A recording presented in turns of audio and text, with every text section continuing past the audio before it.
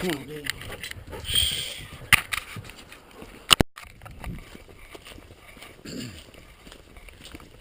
How you guys doing? Eric here. Today is Sunday, August 10th, 2014. It's a little chilly up here this morning for August. So I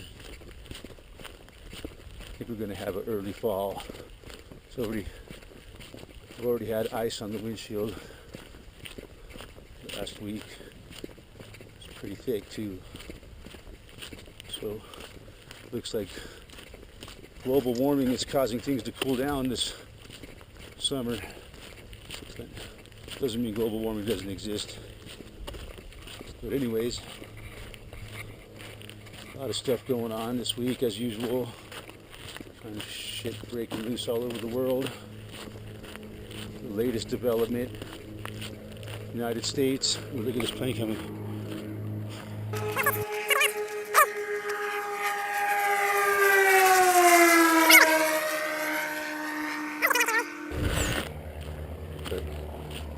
Now, where was I talking about? Oh yeah, United States back in protecting their. It's just a mission to protect our personnel from the evil ISIL. So Obama's calling them now, and I was watching Obama's address yesterday before he went on vacation. I don't know what ISIL stands for. It's not Libya. The L don't stand. I'm not sure, or liberation or something. I'm not sure. Islamic State, Islamic Liberate or whatever.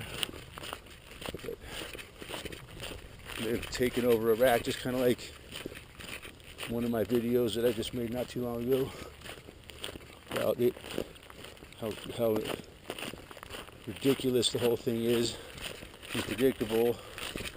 You know, the typical Hegelian dialectic at work: problem, reaction, solution, create a crisis.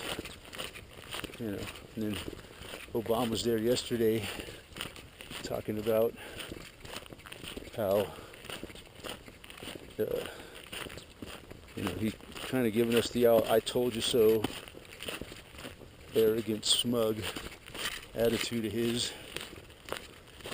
I told you so, basically. You know, I couldn't keep troops there, but I really wanted. Now you know why. And we're going to take this lesson and learn. And we're not going to make the same mistake in Afghanistan.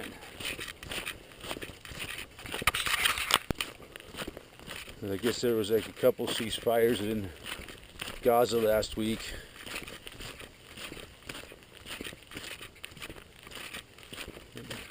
Of course, one of them lasted for the whole time, but they said like 72 hours or something, and then Hamas started firing pop bottle rockets at them again. And of course, Israel had to drop a few 500-pound bombs on them and some of that white phosphorus or whatever, and take out some of the ham asses who are, of course, hiding behind civilians.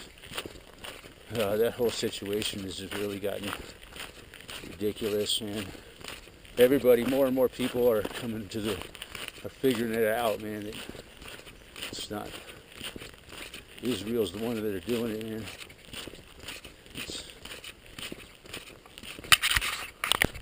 More and more people are calling Hamas controlled opposition. It's becoming more and more obvious. I mean, firing rockets at a fucking military machine, you know, that has the power to wipe out everybody there in like one day. It just don't make no sense, man. It's just beyond ridiculous.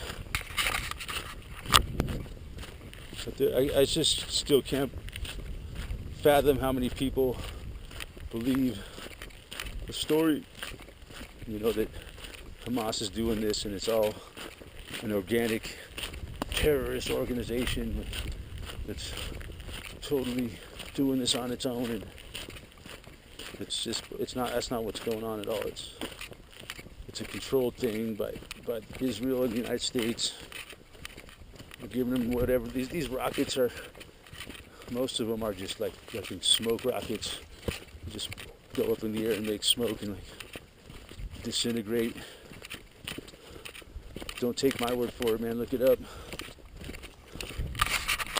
So yeah, you got all that going on. The Ukraine situation is ratcheting up too. We keep a lot of rhetoric going on between the United States and Russia. Who knows, man, what kind of conflict that's going to lead to. Conflagration. China's in there too. You know, the new world powers, they don't seem too worried about starting wars anywhere. You know, I guess you could call them NATO, or what's the other ones at UN? You know, this. I think it's NATO more than the UN. That's basically the new world empire, you could call it. That's what I'm starting to call it now, man. It's not it's not basically the United States. It's not UK or Israel. It's all of them together, along with Israel. And the United States is the main military muscle of it. The UK is the main banking industry, main banking force behind it.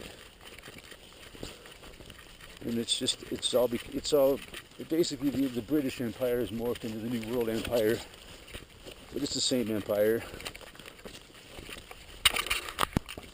Yeah, I guess last week the Russians flew a couple nuclear bombers into the U.S. airspace, as if I believe that one.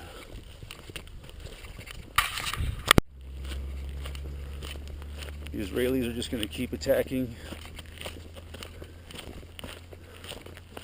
Palestinians until they pretty much wipe them out of there and just take it over. I think that's the plan over there. Yeah, and the whole ISIL thing in Iraq, that one was pretty much predictable, and just like I said, the United States has to go in there and protect its people. And it's well, I must pretty much say we're going to be there for a while. It's not going to, if this answers your question, it's not going to be a matter of weeks.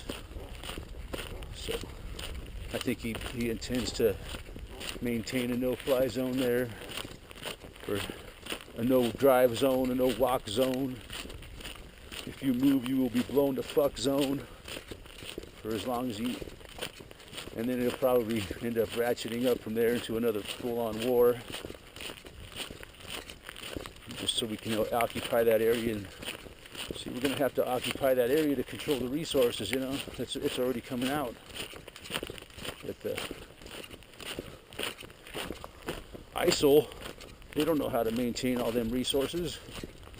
They can't control them oil fields or the dams.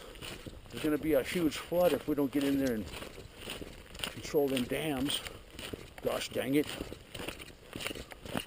So yeah, that's going to ratchet up.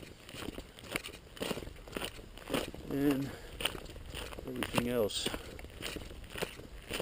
it's just going to get worse, unfortunately. And the whole situation in this country with the border and the Ebola, I'm afraid that's going to... Somehow I'm afraid Ebola's going to just happen to get out into this country eventually, or some other form of deadly freaking plague is going to eventually, I think, so they're going to take out a good chunk of the population of the world. Anyways, on that note, have a nice week. Talk to you guys later.